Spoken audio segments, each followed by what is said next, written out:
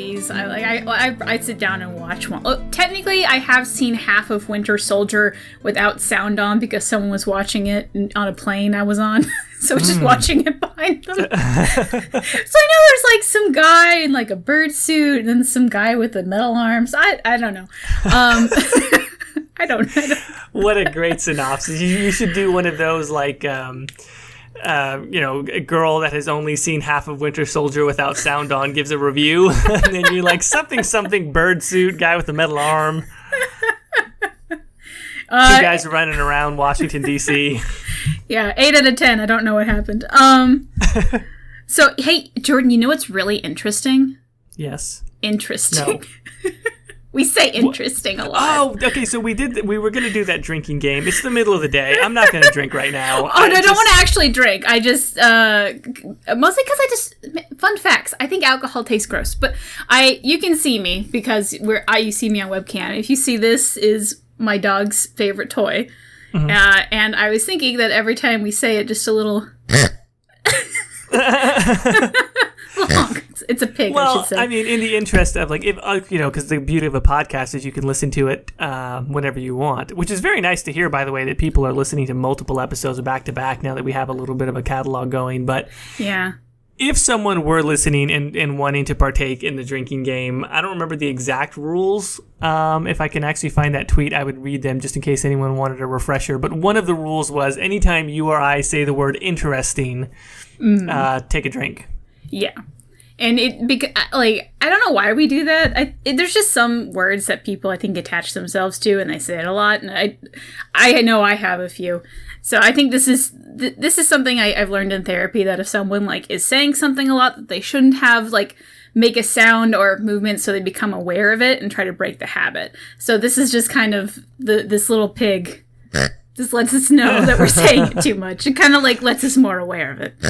So I think as a writer, it's one of those things that I would edit out with extreme prejudice. Like, I don't like the word very, because anyone who's ever read Elements of Style, which is like the classic style guide by Strunk and White, they assail the word very because they basically describe it as a sort of a nondescript accentuator. Like, you should say that something is more, is particularly or especially, or because those words have more specific meanings. Mm-hmm. So I rarely use the word very in writing, but I say it all the time. You know what I mean? Like, interesting is definitely one of those. It's just it's a convenient word to fill. Mm-hmm. And I know I have trouble with my speech. Like, I'm slightly dyslexic, and so I have trouble remembering a lot of words, and so therefore I use a lot of filler words. So like is a big one, pauses, cuss words even. So I've used up this strange vocabulary to like mishmash together a slightly coherent language skill, but it's not great. We know that we're annoying you with likes and varies and interestings, but we're human, guys. We're trying. So I did find it's actually a pretty short list of rules. It was anytime we say interesting, drink. Whenever a flaw from Andromeda is mentioned in a non-Andromeda topic, drink. Whenever Jordan mentions drinking coffee, drink. And then I don't know if you were being serious about this one, but you said when I bumble my words and mispronounce things, try to drink and then spill it all over yourself. Which, as far as the audience participation, that would be fun. Yeah. Well, probably very messy. And then rule number 4: whenever dick pics are mentioned, down your whole glass. Now, does this count as a down your whole glass, or is it just explaining the rules? No, this is just, none of these count while we're explaining the rules. And also, I always feel the need to mention a caveat in any drinking game that says down your whole glass, not with straight liquor. Jesus Christ, man. If it's a beer, you can go ahead, man. If it's like single malt scotch, like, slow your roll there, bro, unless it's a moderate amount that you served yourself. If you serve yourself way too much scotch, like, you can't down that in one drink, man. You're going to die or something. Now, do we need to, like, have that lawyer voice come up and say, if you come to an accident, this is not our fault. Don't drink and drive responsibly. Well, that is interesting, right? Because how many people say that they listen to the show on their way to work? Maybe not the best time. No. Unless you really want to quit your job and you're not driving. Even trying to do it well, even I don't even think you're going to make it to work if you're following this drinking game. yeah. Anyway, we should talk about the actual topic and not drinking games. Did you know that when someone gets really drunk, they have the capability to become very violent? Hey? I find that to be incredibly interesting. Isn't that an interesting segue in our interesting podcast in which we both say very interesting things? God, they're fucked up right from the start. I just did it to them. Poor bastards are like, stop it. Oh, God. Anyway, the topic we wanted to do with my terrible segue is we want to talk about violence in video games, which now sounds like this is like an MSNBC broadcast. Violence in video games. Are they harming your children? Ward 11. But this was something that you really wanted to talk about, right? Yeah, well, I found it interesting because we almost touched on it, and I think I even said in the last episode, wow, that would be really interesting if we started to talk about that because it would turn into a whole nother episode. During one of the romance episodes in which we were discussing the role of sex in games, you made the point that we don't react nearly the same way to violence. We seem to have a much more agreeable stance towards violence as a whole. Mm-hmm. And I thought, wow, what an interesting contradiction. Oh, God, I did it again. You said it once before. I thought, what a great contradiction between sex and violence. And I thought, well, this would be cool if we delved into why we react towards one the way that we do and not towards the others. And then Bioware has a fairly particular type of distinction between the two, whereas I think they might be sort of forward-thinking when it comes to their depiction of sex and romance. They've typically been pretty mild when it comes to violence, right? I think you mentioned that multiple times of like, it's gotten really toned down since Origins. Mm-hmm. Because like Origins, you can like chop off heads and do all sorts of stuff, and then I will say Dragon Age 2, everything explodes, but it's almost like a comical effect. It's almost like in the Looney Tunes when like they pull out a skeleton. It's like, oh, I guess it's violent, but it's more like cartoony. And then in Inquisition, like, what would the most violent visual aspect be? I can't even think of it. Like, there's some blood and maybe like some stabbing, but there's nothing like overtly like terrible. I mean, the beheadings are specifically off screen. Whereas That's I feel true. like in Origins, they would have not pulled the camera away. Mm-hmm. Mm-hmm. I mean, Origins in the flourishes, in the occasional cinematic kills that you get, when you cut somebody's head off, like you get the full-on fountain of blood spurting up, and you're like, whoa. You really do. The thing with Origins, though, it's like something about it still feels kind of cartoony compared to, like, the cutscene of Inquisition. Maybe it's just because of the better graphics, but I think that's what I'm trying to get at here is I feel like the Inquisition cutting off the head scenes is way more intense than the, like, just in-game Origins ones. I wonder if that's just because of framing, though. Like, there has this build-up, and, you know, the Inquisitor's going over there, and, like, the raising of the sword, and then you hear all the people going in the background. Versus Origins, just, like, there's a whole bunch of person, you're like, you get the kill animation, you're like, oh, no, come on, I need to, like, kill other people. Come on, we gotta go. Let's get this done. So well, maybe that, I think, you know, first of all, I think you're right, and I sensed the same thing the first time that I was looking at the Inquisition scenes, and I think, is it something about the headman's axe, so to speak, or the executioner's block, as it referred? Like, maybe the idea of executing a prisoner is just altogether more morbid than killing someone in the heat of combat. That's true, because, like, granted, the prisoner did something to get on the chopping block, and, like, you can't really kill any super innocent people on the chopping block. Right. But like, there is, like, they're in a very, what's the word I'm looking for? Like, they're kneeling helpless. down. Yeah, they're helpless. Versus, like, if someone's coming up to attack you, it's either you or them. There is, like, this instinctual, like, oh, well, ain't gonna be me, buddy. So, yeah, versus Inquisitions, they're just kind of sitting and going, ah, shit, and looking really worried about it. And it's I don't know if you've really seen the animation, but they get kind of, like, antsy, and they wiggle around, and they're, like, looking at you. I don't know. It is kind of like, oh, shit, I'm about to kill this guy. Which I kind of like better, but an execution is an execution, right? I mean, that's the reason why in the first world some countries don't do that anymore, because it's just always considered just a bit too much, which is clearly debatable in a real world sense. But in video game land, I don't know. I think it's interesting the contrast between, say, how Inquisition handles it in something like Skyrim. Where there's a couple of different beheadings, not just the opening scene, which is the one that everybody knows, but when you go into what's the name, Solitude, there's a city in Skyrim where when you walk in, the one guy's getting beheaded, and it's way more nonchalant. Like, you literally just watch the guy's head get cut off, and then the crowd sort of disperses, and they're like, all right, well, that's done. Whoops, that's it.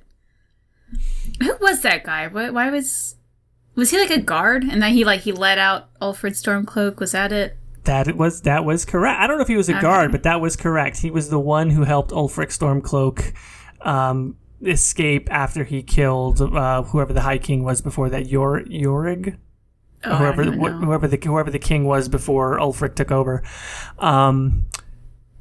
That's actually that's something that I was right about to say the word again. And now I forgot what I was going to say. Damn it! My avoidance of this word is now like it's gonna divert like another I don't know what percentage of my brain function. 99% at this point is going to be devoted to not saying the word interesting. So is it better to say the word interesting and continue on with your line of thinking, or to annoy people with the word? Depends on how many people are going to become alcoholics because of it. Anyway. So no, I don't remember where I was going with that. It was something about the fact that executions are different than combat, and that's what it was. Which one's more realistic, essentially, right? Like we're inside. I guess that's entirely contextual, but Inquisition treats it as this really big sort of like ominous and morbid thing, whereas Skyrim treats it as sort of routine.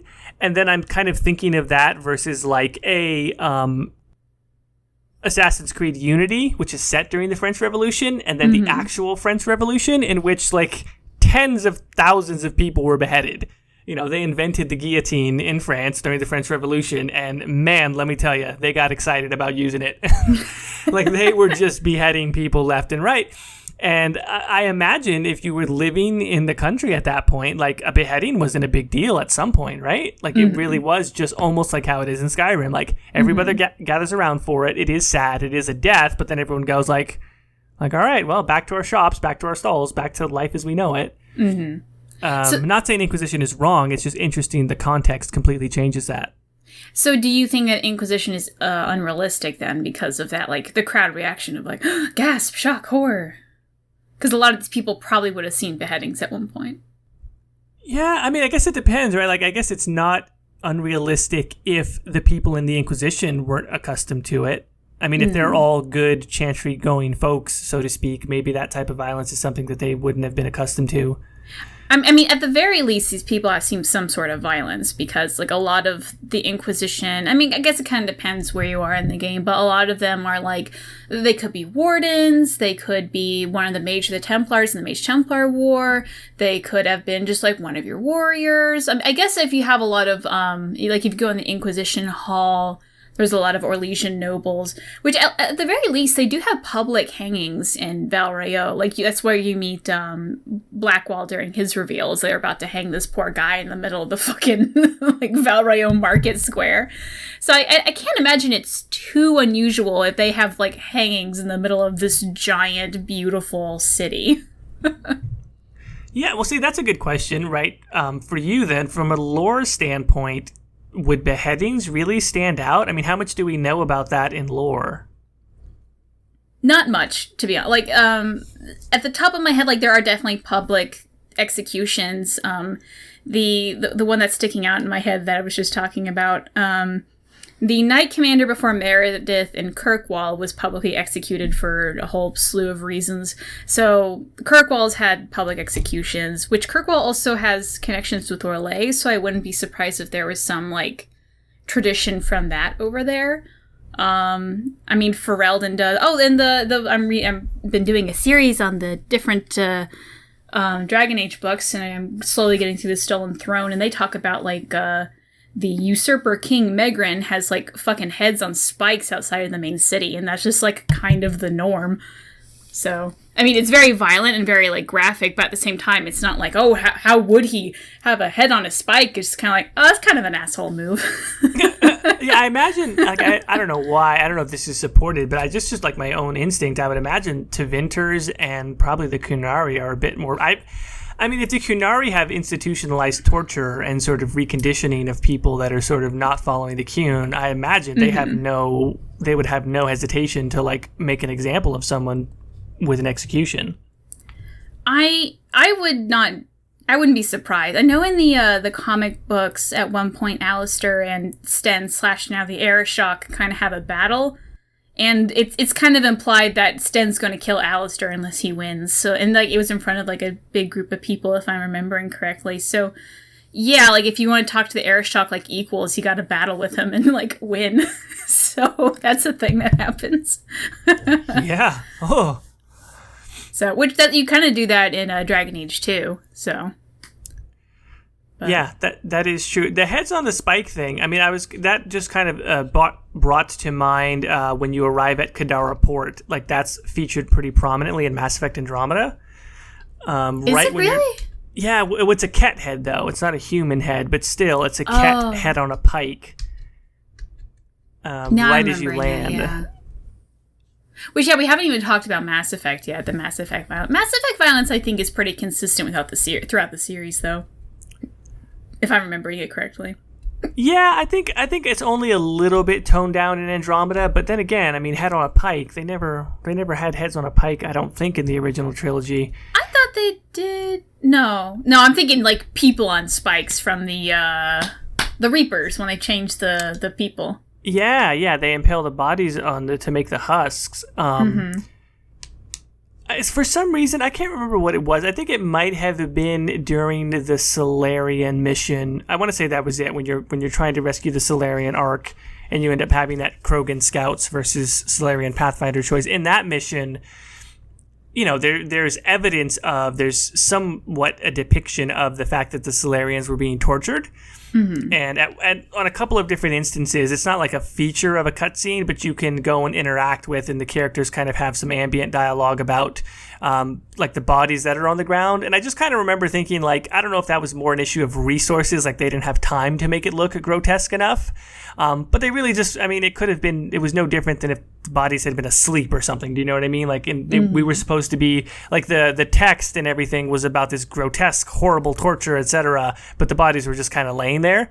Mm-hmm. That was probably more an issue of, like, you know, they had so much time, you know, issues and production issues with Andromeda. I think that's probably more what it was. Mm-hmm. Mm-hmm. It just seemed tame compared to the end of Mass Effect 3 when you go up the beam to get back into the Citadel, and it's just littered with bodies, and it's just, you know, it's gore and mess and blood everywhere. I will say, like, having played the Mass Effect series before the Dragon Age series, Mass Effect, like, legitimately frightened me at some points, like, specifically the Banshees. That noise was awful. Like, it really frightened me. Like, I'm playing the game, like, is it Samara's personal quest? Yes, where you, like, 3. Yeah, that one, like, I had to, like, take a break after that because I had to settle down. Like, that one legitimately scared me. But that same noise, like, at least I'm 99% sure it's the same noise, is used for terror demons in Dragon Age Inquisition. Doesn't affect me. Nothing at all. It's fine. It's whatever. I don't know why. I think maybe it's just like the context there. Like, oh, in a terror demon, it's just like a concept of emotions. It's just a bunch of emotions or whatever. Versus like the Asari Banshees, like that was a person. And listen to how it sounds now. And there's kind of that story there versus, you know, terror demon doesn't. So but I would say that would be true for the entire series, where Mass Effect did have moments where I was, like, actually frightened. I didn't really have those with Dragon Age, even though I love it more, because I don't like horror, maybe. But I think the only time in Dragon Age where I was sitting there, like, very uncomfortable was during, like, the Dragon Age Origins. If you go into the alien, it's just, like, this haunted, I don't know what to call it. orphanage thing. Mm-hmm. I don't know what, it's not even that scary, but something about like the ghosts and like, oh, these are dead children was like very uncomfortable for some reason. But I think that's true. That's the only time in Origins or any of the Dragon Age series I was scared, I guess. Like there's been times like I felt rushed like during the Haven, but I wasn't like I didn't feel like legitimately frightened at something. Versus Mass Effect, there was a bunch of times. yeah, no, I guess that's maybe somewhat true.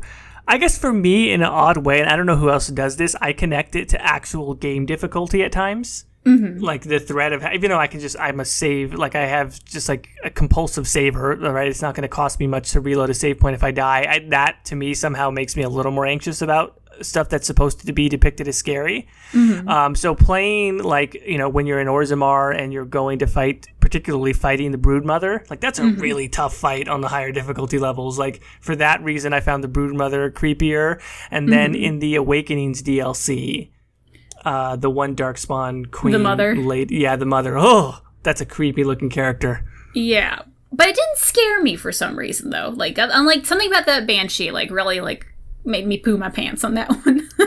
But I will say, like, whoever did the animation for like the mother's mouth that opens up, that's pretty good.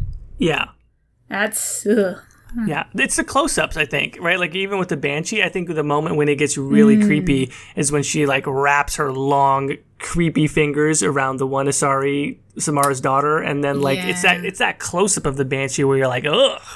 Yeah. That one mission, I think, scarred me. Well, especially, like, I don't know how it ended for you. Like, Samara tries to kill herself at the end. Yeah. And then that's a possibility of, I don't know if I'm sure at one of my vast playthroughs, I might have just let her do it. I don't know. But I think almost 9 out of 10, I have to stop her. That's a tough one. I'm like, what are you going to kill yourself for? Don't do that. Granted, I have not played through it in a while, but, like, those were her daughters. Like, any mother who sees her daughter, like, in such a state is probably going to be very affected. So undoubtedly.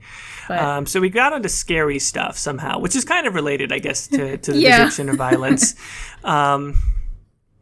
What is the most violent thing in the Dragon Age? Let's do Mass Effect and Dragon Age. What's the most violent thing in the Dragon Age series that you can think of? Well, I think I don't want to talk about this too much because it could be really uncomfortable for some people, but like I think we need to make a distinction between physical violence and then also sexual violence because those are definitely present in the series as well. So I think there's a lot of like horrifying sexual violence that happens specifically with like brood mothers, and it's also kind of hinted that Liliana in Liliana's song was abused as well. But if we're ignoring that, then I would say the physical violence at the scariest is the Darkspawn. Like they just fucking eat you, like alive. Like some of the thing, like and it's I was replaying earlier yesterday. And, like, if you go into, like, the Tower of Ishal, like, the farther you get up, the more, like, bodies. Like, they just have a model of, like, just a torso with, like, its arms and limbs cut off. And they're just, like, piles of them and, like, heads on spikes. And there's just bodies everywhere. And you're like, oh, my God, there's so much blood here. So you're saying just kind of, like, overall the Darkspawn and then whatever amount of carnage could potentially end up in certain settings. Like, I guess the Circle Tower is pretty bad if you look at what some of the... Yeah, I will say for the Circle Tower, though, like, the deaths that you see for the most part, like, you do see, like, bodies thrown about, but they're, like, full body. They look like sleeping figures covered in red for the most part, depending on your gore settings. And then, like...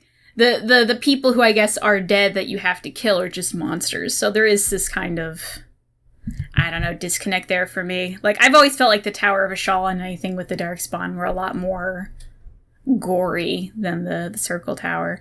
But like the other two games, like they're pretty tame. Like I can't really think of anything. Like you do see the decapitated head of the Viscount though. I forgot about that. And that's right. It just rolls right down the steps. Yeah, but something about 2, just the cartoony nature of it just makes it a lot tamer, I don't disagree with you on that, except, well, I don't disagree with you on that, but there are still moments where I think it definitely pushes the comfort level, like with Hawk's mother, when you finally find her and she's been tortured and, you know, her face is sort of reassembled, etc. Even though there's nothing particularly bloody about that, I mean, the implications of it as a whole are just sort of disturbing. That's true. I forgot about that. One of the most key moments in Dragon Age 2. But yeah, now I'm thinking about it, that might be the most violent implications of someone like chopping up bodies and then reattaching them to mate his dead lover. And then it's also your mother. Yeah, well, that's just makes it that much worse. Yeah, that might be. Is that going to be your vote for most violent thing in Dragon Age? I'm trying to think, and I mean, certainly it's got to be pretty close. I could go with that. I mean, honestly, like, I mean, maybe I never thought of myself as squeamish, but like, there's a couple of moments that always make me cringe, and one of them is when Kaelin actually gets crushed by the ogre.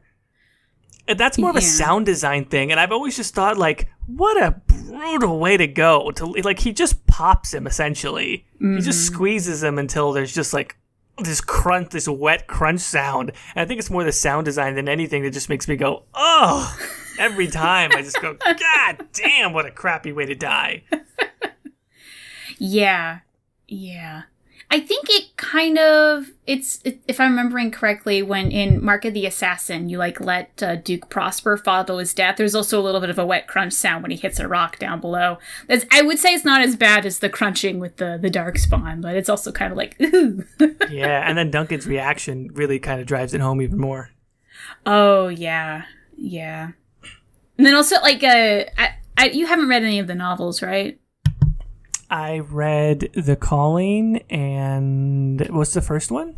Stolen Throne. Yes. So then, you know, like, Duncan, he, like, kind of made a promise to protect at least Alistair. So, but I would imagine it also goes to Kaelin. Yeah. Like, because he befriends Merrick. So it's just kind of like that. It's 1, your king just died. 2, your mission's failing. 3, I failed my friend. Fuck. It's kind of like, damn. That sucks. Yeah.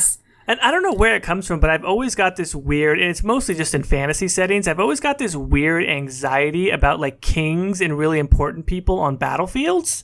Mm-hmm. I don't know how historical that is. I'm like, isn't that the stupidest thing possible? Like, it's the most important person in your entire society. Surely you can't put them in a position where, like, a stray arrow can, like, devastate your kingdom, right? So anytime, like, a king is on a battlefield and then they eat it, I'm like, oh, no. See, if you just protected the king. Which I could have told you. They kind of touch on that in Stolen Throne a little bit, which that's a whole thing we're talking about. We keep getting distracted at this violence talk. The implications of violence, I guess.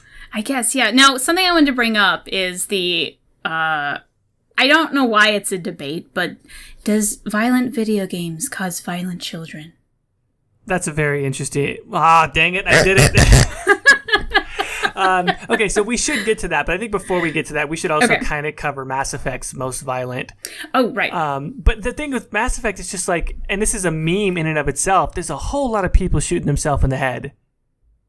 Yeah? That just happens. I mean, I mean, obviously there's the main ones with Saren and potentially with the Elusive Man, but there's also several side quests that can end with someone shooting themselves in the head. And I'm like, that's a really brutal thing that, like, I feel like they get away with because it's like the big blocky space gun and it's like a blue flash of energy and all this stuff. But, you know, you don't really show that. You couldn't show that on TV. Yeah, you don't really. I will say, like, despite all of that, probably the death that got me the most was Thane. Like, him being stabbed. Well, I don't know if it was... him being stabbed by Kai Lang is what I'm talking about. Yeah. But I don't know if that was the most violent. I can't remember the violence. It's more just like... Of all the things, a sword. Like, you don't expect to be killed by one of those. Right. And that's, I mean, in the year 2186 at that point, I think. And, like, you know, all this amazing technology and you got punked by a sword. Then again, in the year 2186, that guy is one of the galaxy's deadliest assassins, you know, using karate, essentially. Yeah, I mean, good for him, but it kind of reminds me of, like, you know, Star Wars kid type of thing, where it's like, I've mastered the way of the blade. Yeah. Yeah, there is a little bit of that. Now the I think in the opening of Mass Effect 3, when you just see that, I think it's a real kid, but the kid on the ship like eat it essentially. Yeah.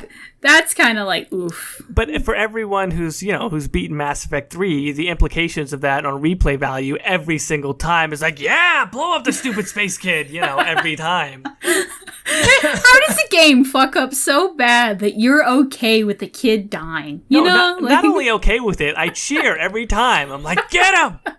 Blow him up, Reapers! My question is that a real kid, or was that like dream space imaginary kid? Because like I think other people interact with him, right?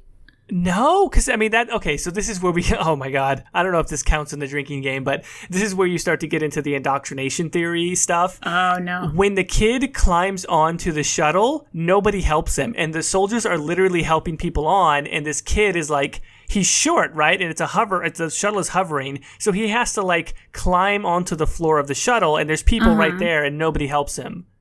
So technically, no one even acknowledges him, at least as far as the perspective that we have in the game. My bet is still, it was a real kid, and then the Reapers or that AI was just, they could sense that in Shepard's memories, and so they were sort of using that to play against her sympathies. But, there's some evidence that maybe it was always a hallucination, because no one else ever interacts with that kid. This discussion suddenly reminds me that you can fucking kill Connor in Dragon Age Origins, and that's pretty violent. Like, especially if like Isolde is with you, and she like whoever that voice actress is, I don't know her name, but she did a great job at begging for Connor's life. It like that hurt. And you can punch her in the face and then kill him, right? Oh yeah. You just like she's like having this emotional breakdown of like, please, anyone but my baby, which is so relatable, and then you just fucking deck her and stab a child. You know what, speaking of decking people, that's my choice for the most violent moment in Dragon Age history: punching Solus in the goddamn face. I will say the animation is so goofy that it's just laughable. Like, no. It almost kind of works though, because it is just kind of like he like, I don't know how to describe it, but he whips up his head in like this, how dare, like almost like very feminine way. It's just have you punched Dorian? What, have I punched Dorian? No. You can punch Dorian. When can you punch Dorian? I would never punch You have Dorian. to really hate Dorian. There is one playthrough where I tried to hate everyone, which I will say, everyone hated me except for Iron Bull, and it was really weird. Anyway, I was like best friends with Iron Bull in that playthrough, and I tried everything to get him to hate me. Anyway, but yeah, you can deck Dorian as well. Like it's not as, I think, well known as Solus's, because like who wants to deck Dorian? But it is just kind of this weird, you get so angry at him, you just bam right across the face. So so that's interesting. I mean, I don't actually want to do it because I like Dorian, but I might do it just to see what happens. Mass Effect, I don't know, like a few different people shoot themselves in the head. I kind of feel like Saren's is more impactful. Garrus gets half his face blown off. I mean, again, yeah.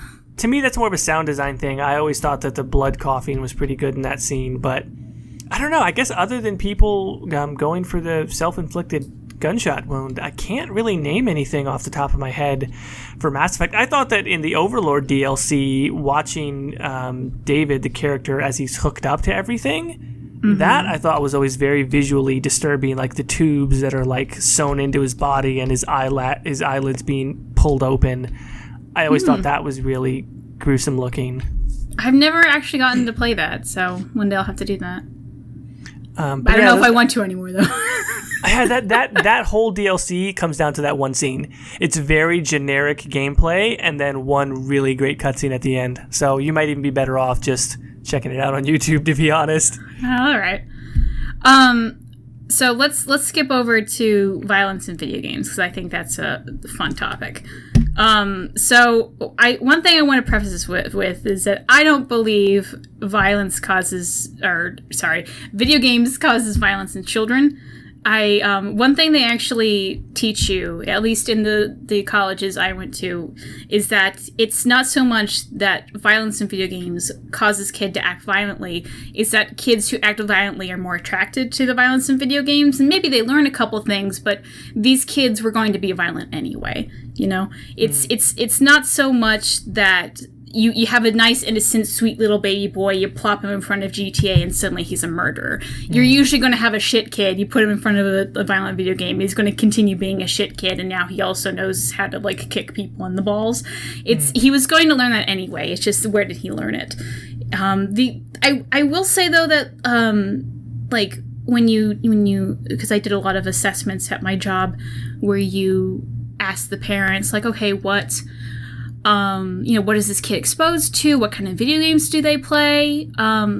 You do see a lot of kids that when they play violent video games and the parents aren't there to, like, kind of, like, coach them through it, they have a lot of nightmares. That is something that I think is related, because kids don't know what they're looking at and they get kind of scared of it. So I think if anything, violent video games causes kid to be more scared. Of the violence, huh?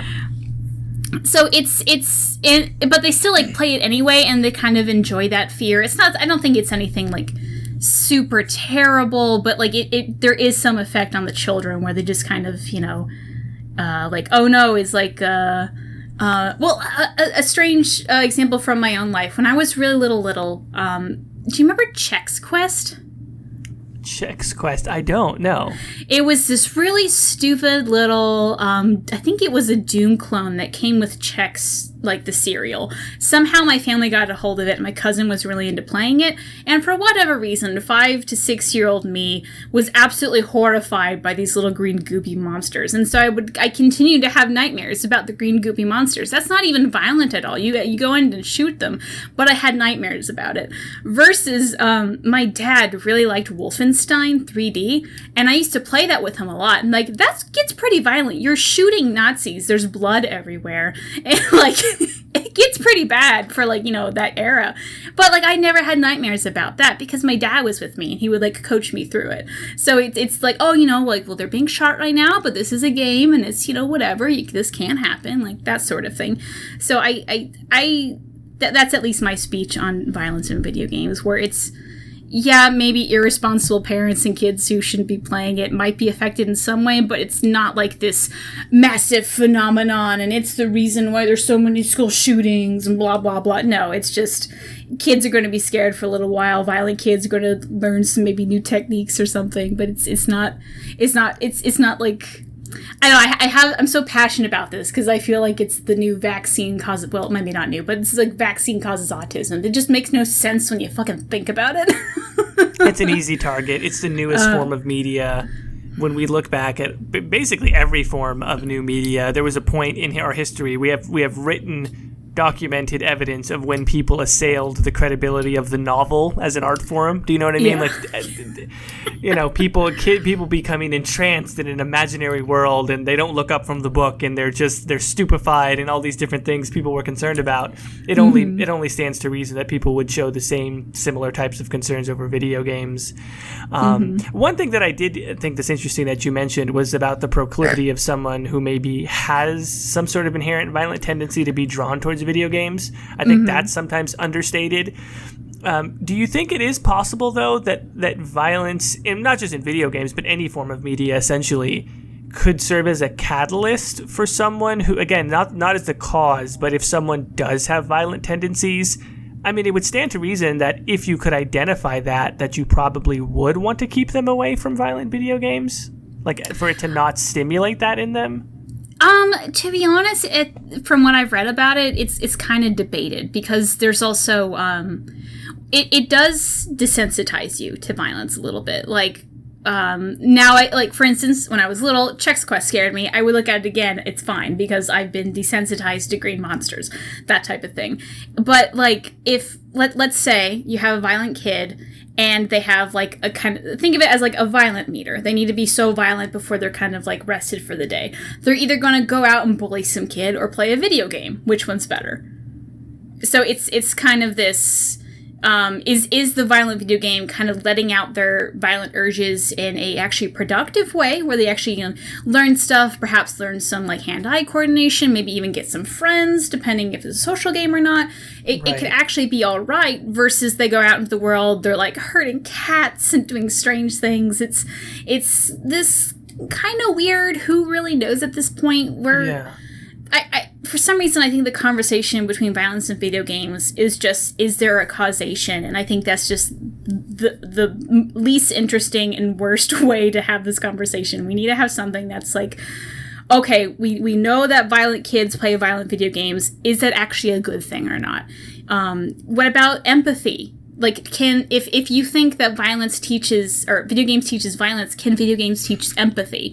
Because at least we've seen with Dragon Age, like, I stream for my patrons sometimes, and I wanted to do a playthrough where I sacrificed the chargers, and a lot of them were upset with me, like, why did you sacrifice the chargers? They're my favorite. Like, you're having an empathetic emotion towards a character that's fake. Like, that could be a very positive on, like, young kids and stuff like that. Like, getting to see something that's like, oh, this is bad because of this is a wrong reaction because these people I liked died. Like, there could be a lot of positive things that video games teaches you, but everyone focuses on the negative for some reason. So that's an absolutely really valid point, and I agree with you. I don't think that there is a really strong causal link between that, or to the extent that someone, maybe could be instigated to that because they already have the tendencies. Like, I'm really not convinced that we don't all have, we do all have violent tendencies to some extent, right? I mean, there's hardly anyone who's not violent, at least in the sense of defending themselves. And I guess I would say most average people are violent in some sense upon losing their temper in a really extreme way. And then there's also really interesting things like the experiment, the Milgram Experiment, which is like a very old experiment of when participants were asked to administer small electrical shocks to people that got wrong answers in a test. And this is a pretty famous old experiment. The people who are hitting the button to do the shocking don't realize that they're not really shocking someone. The other participants are actually actors, and they're pretending to be shocked, but they think that they are administering up to severe levels of electrical shock and continue to do so as the person behind the glass gets answers wrong on a quiz, because the doctor or the person in the lab is egging them on, like, no, you have to do this. This is your job. You must do this. And so people seem to be willing to be violent in real life, or what they believe is real violence, for no other reason than being told. I mean, it doesn't even really require a video game. Well, and that there's also the extremely famous Stanford prison experiment. Yes. If you remember that one. Yeah. Where, like, if you don't know what that one is, it's essentially, they had, like, they just got, like, I don't remember how many, I'm going to say, like, 20 college-age men, and they divided half into prisoners, half into cops, essentially, and they ran a prison. And how it kind of devolved is that the cops would act very violent towards the prisoners. I can't remember the exact details, but, like, the only difference between them, they hadn't done nothing wrong, was that one was given a badge and one was given an orange suit. That was it. Yeah. And they said, and they told the cops to control the prisoners, and they got really violent towards them. Even the person doing the experiment started getting violent towards the prisoners and all this weird stuff. And eventually, I think one of his colleagues had to stop him and be like, do you realize what you're doing? And they had this sobering moment of, holy shit, this is extremely unethical. Yeah. They kind of got in some trouble about it. But I think same thing with the Milgram one, because, like, they didn't tell people. There's, I think, the Milgram got in trouble too. But it's, anyway, yeah, like, there are some violent tendencies within humans that, like, we just have to accept is there.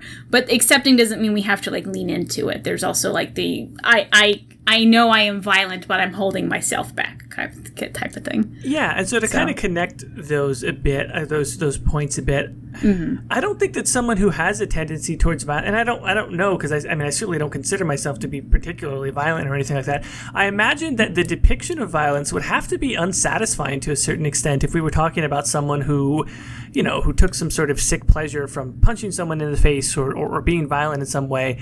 I imagine that the depiction might be a little bit unsatisfactory. I don't know. I mean, this isn't backed up by anything concrete, but I just have this suspicion because I enjoy violent video games. I mean, and I would not divorce my enjoyment from them entirely from the violence.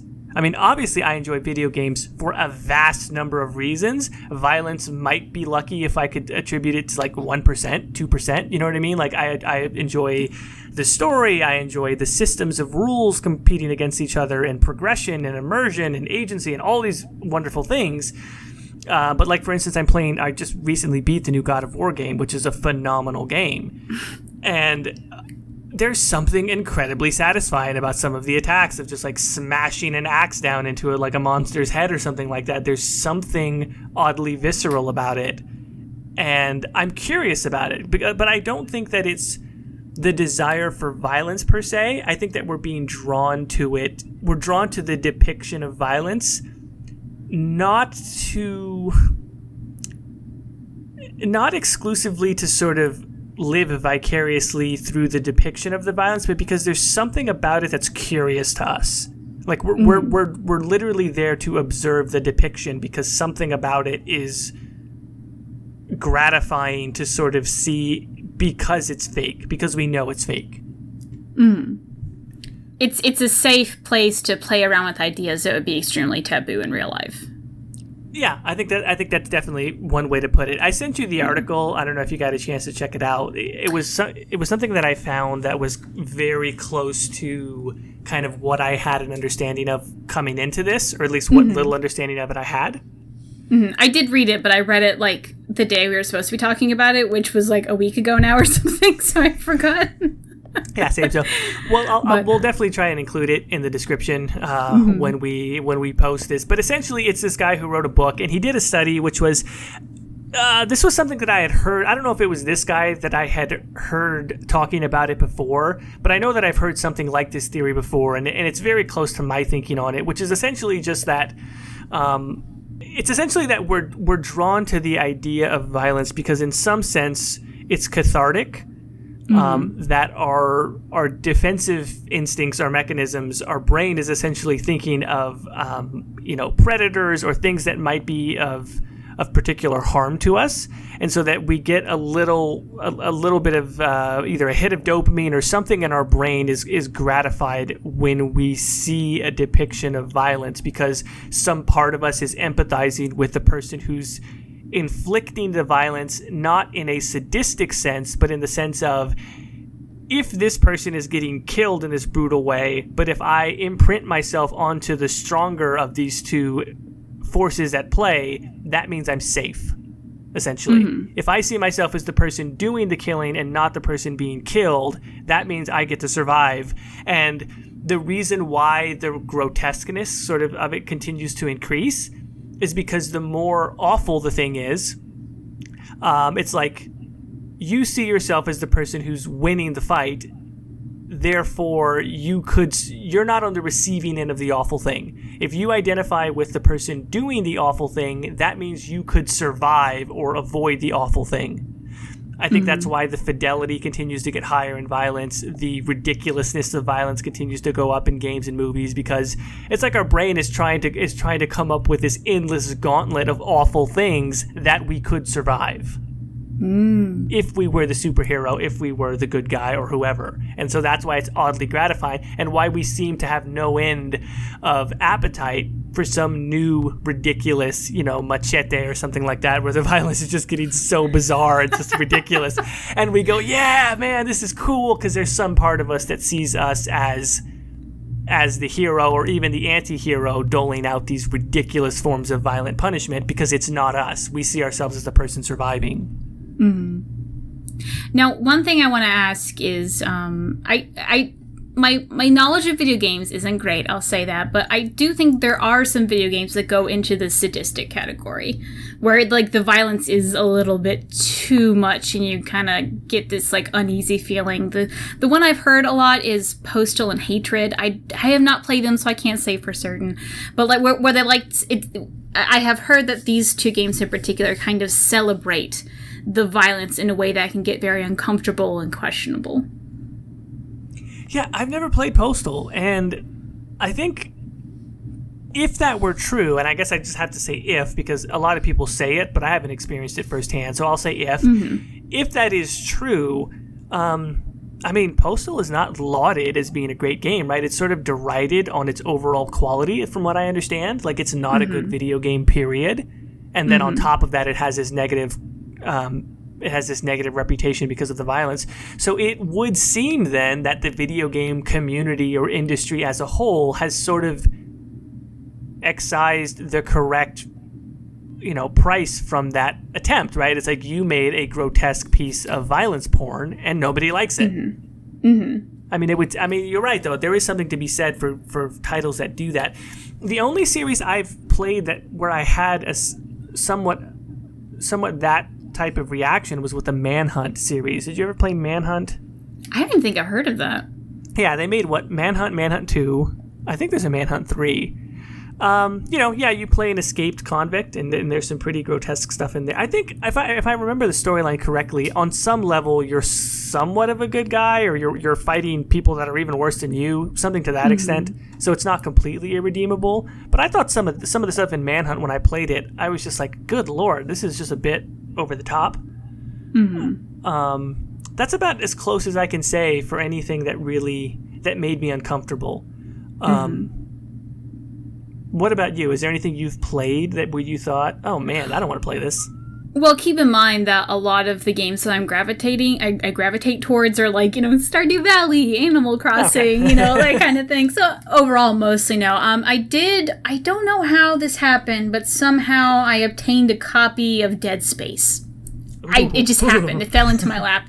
And knowing what it was, I was like, oh, hell no. So I gave it to my then boyfriend, now husband at the time. And this is really random, but he really likes the name Isaac. So knowing nothing about the game except the main character was Isaac, he's like, fuck yeah. So he played it. And I watched him, I watched him play it. And I think we both devolved into ooh, no, thank you. But I don't think it's super, it is a very violent game, but it was more like the game was designed to be horrific, and it succeeded, and we didn't finish it. So yeah, it's in a way, I think its violence was called into question.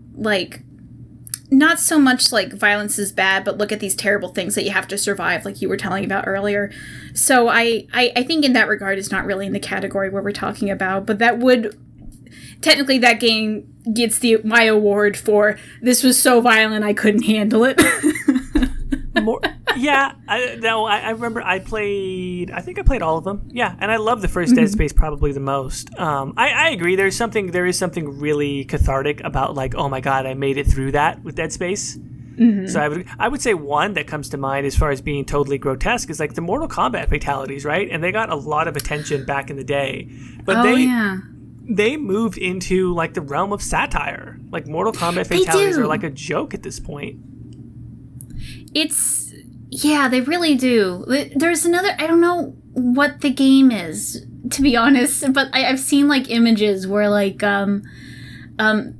it's, I don't know how to describe it. Someone will do a death move and suddenly they'll have an X-ray vision of how the character's spine is broken. Do you know what I'm talking about? That's Mortal Kombat, or at least Mortal Kombat is that has Mortal one Kombat? of those. It's one of the modern ones. And the only Mortal Kombat I know is the pixelated stuff, unfortunately, and the head comes off. So, but yeah, those. In a way, it's you have this ooh moment, but you also laugh because it's just so cartoony and funny. The modern day Mortal Kombat fatalities have become almost a parody of extreme violence. There's one that I remember where a character is torn in half vertically. So they're torn from but the way when they're doing it, it's almost their body is stretching in a way that almost looks like elastic. It almost becomes cartoonish. It just looks ridiculous. So I don't even know if it really fits being grotesque anymore. So yeah, I think there is definitely something to be said for games that do go too far. Although I think in general they've either been rejected or they've sort of slotted themselves, as we said, either into parody or something that does have some sort of cathartic, I guess we could use the word value. There's something there, we're drawn to it not because we put ourselves in the shoes of someone who's being sadistic and inflicting violence, but because we want to put ourselves constantly above an ever-increasing staircase of awful violence because our brain is getting some little reward from saying, not me, not me, not me, not me. That kind of reminds me of our conversation was when we were talking about sexuality, because it's kind of almost the same conclusion where, like, it's okay if it has, like, a meaning, but, like, there is a pornographic sense to violence sometimes. We're like, okay, this is, like, a weird celebration, and it's too much. There is a too much. But for the most part, a lot of the sexuality in games, a lot of the violence in video games, like, there is kind of a point into it where I think it's cathartic. It's also, or like, there are some positive viewpoints, but I think there are some games that do go into that. I'm just going to keep using the word pornographic aspect to it, where even the game industry is like, all right, it's a little too much. No one really wanted to play that. Like, maybe it has its audience, but there's something about that it isn't quite right, and we don't want to deal with that. So. And then also, I mean, you talk about some things that are, like, kind of crossing the line. I think one thing that we should not discount is, like you talked about empathy as well, right? And we shouldn't discount the intersection between violence that is awful and does cross the line with empathy, because I think there's something really to be said for that. The only thing that really jumps out there to me that I've played personally was Spec Ops: The Line. And of course, many things have been written about Spec Ops: The Line. I don't know. You probably haven't played it, right, personally? Nope. So much was written about it around 2012. I think when it came out, it became kind of a darling of the budding new games journalism blogging, because it was very, very rich. It was clearly sort of thematically patterned after Heart of Darkness, Joseph Conrad story, and essentially it starts off looking like the most generic military shooter that you've ever seen, which is what the Spec Ops series was up until that point. You're going into Dubai, I believe, after an earthquake or a storm of some sort, and you know, you're shooting a lot of sort of nameless, faceless people. But as the story begins to progress, and as you start to get closer and closer to the heart of the city, your squad is starting to become depleted mentally and physically. Your main character is starting to become fractured and fragmented mentally, and then weird little things start to happen, right? Like, some of the things that really stuck with me the most is the breaking of the fourth wall during the loading screens, whereas the normal loading screens were like, you know, press X during your reload for an active reload, or like little tips like that. The things that are showing during the loading screen start to change to, like, killing is fun, isn't it? Or these people aren't real, or something like that. Or one that stuck with me is, are you having fun yet? And like, it's just like these weird things. And, you know, there's one particular scene that got a lot of attention where you have the ability to drop a bunch of what's called white phosphorus onto this battlefield. And for people who don't know, white phosphorus is a particularly cruel form of weaponry, which I believe is outlawed probably by the Geneva Convention and a bunch of other things now. It burns incredibly hot but doesn't incinerate. Oh. So it's like way hotter than it should be. If I'm getting this wrong and someone knows more than me, as I understand it, it burns in much hotter than temperatures that would otherwise incinerate the target. So it's possible. I mean, anyone is subjected to that is going to die, but they're going to suffer horribly for much longer because of it. So it's a particularly cruel type of weapon. And spoiler alert, after you end up using this weapon to attack what you feel is your enemy, you find out that there's a lot of innocent people that were on that field of battle as well. And then furthermore, you end up finding that the people that you thought were your enemy, you know, maybe aren't as much as your enemy as you thought.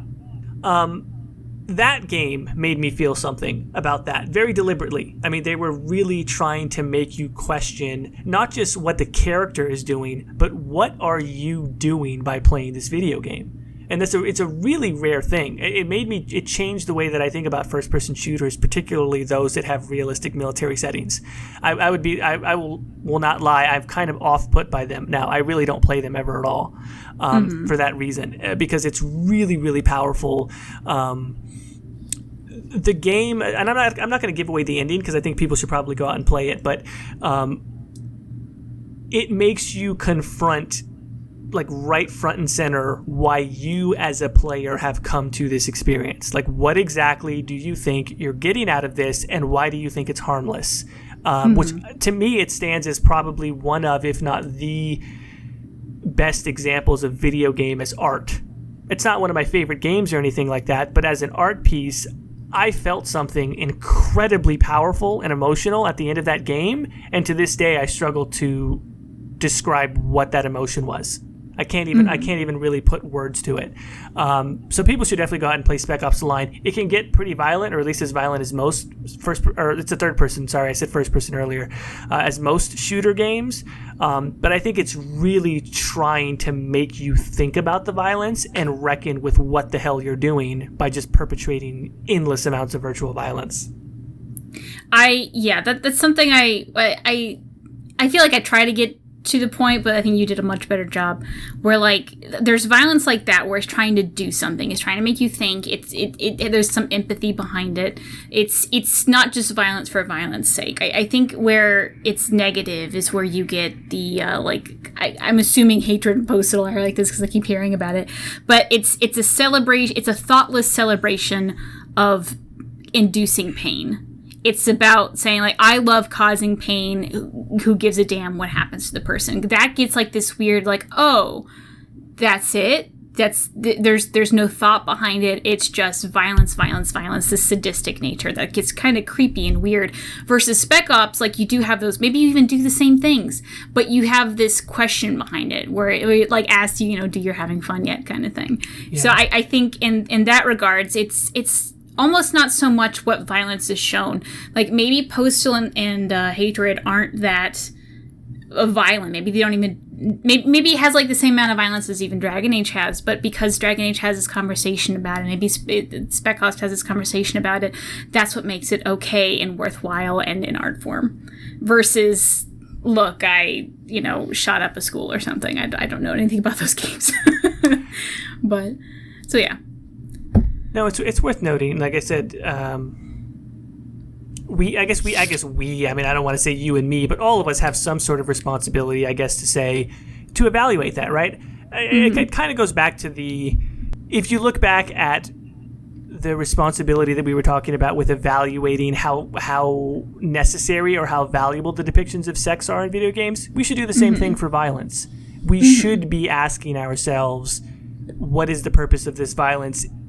What is the purpose of this scene, regardless of the violence, and how does the violence effectively contribute to why this scene is a part of your narrative or a part of the experience, even if it's just purely through gameplay?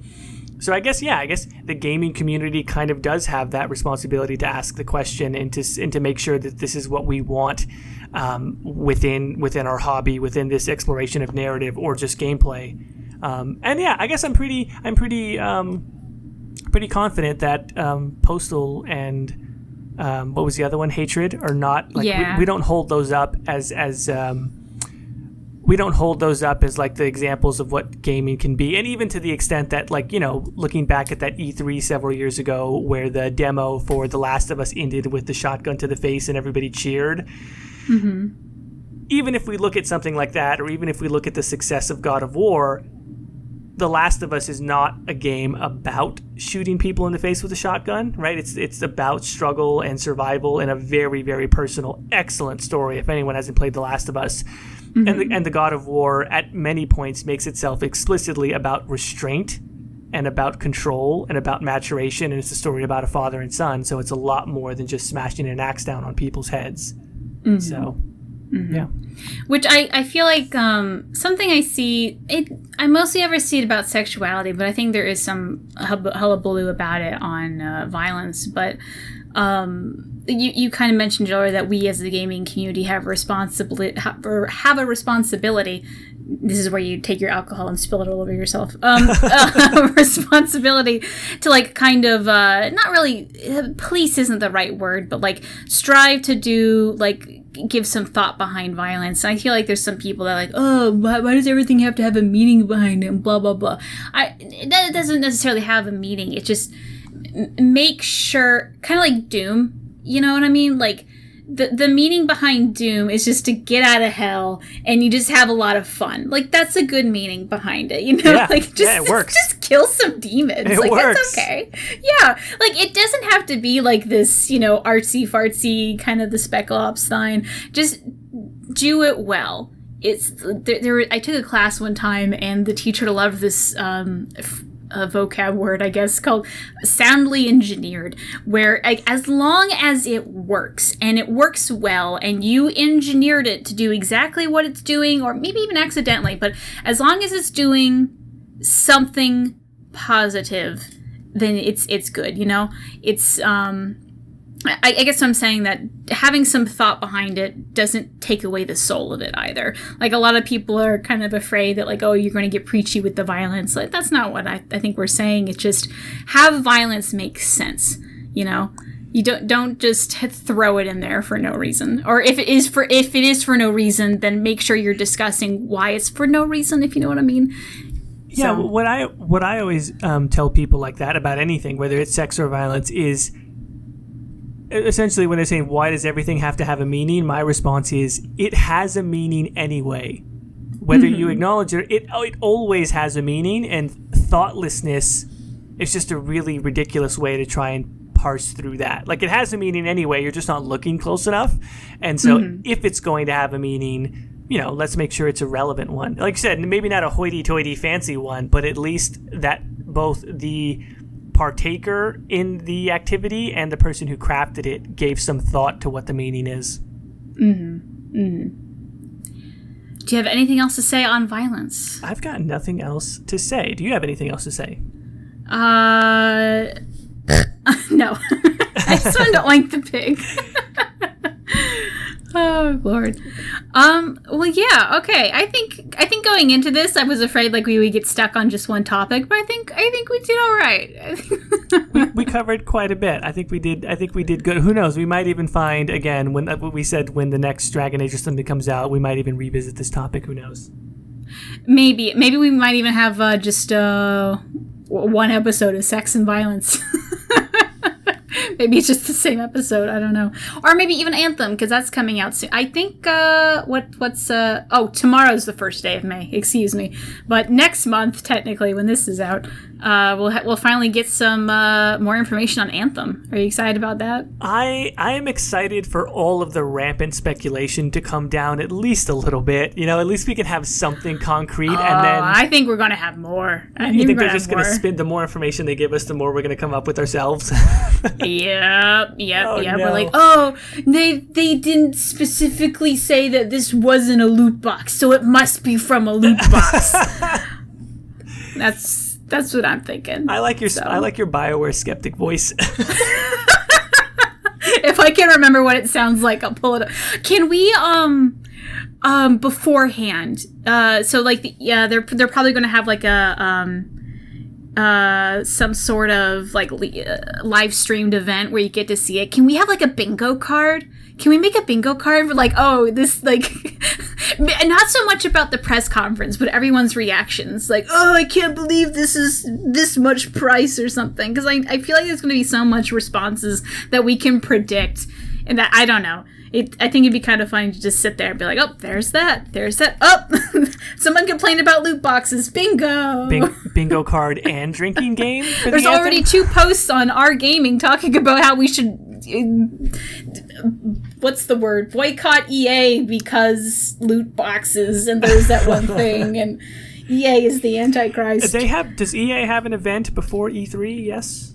I think so, yeah. I think they have, it's either... I think it's called EA Play? Yeah. I couldn't remember if that was some weird company like EA Motive or if that was an actual thing. But yeah, I think EA Play is like the Sunday before, maybe, if I'm thinking. I looked at it once like a week ago. I can't remember. Well, I know they have one that's in relation to E3. I thought they had another separate event that they did like a couple of months before. I might be wrong about that. But in either event, whatever happens, we'll talk about it. All right. Well, stay tuned on Twitter if we do anything weird. Anyway, I think with that, we need to end this episode because I think this has been going on for a while. Where can they find you, Jordan? They can find me under the Exalted March. It's the Exalted March on Twitter and on Instagram and, of course, on YouTube. And then you can find me, Ghildirthalen, on YouTube and Twitter. And then on Reddit at... what's my Reddit name? Gillanon. There we go. All right, and I guess, guys, with that, Daresh Sharol.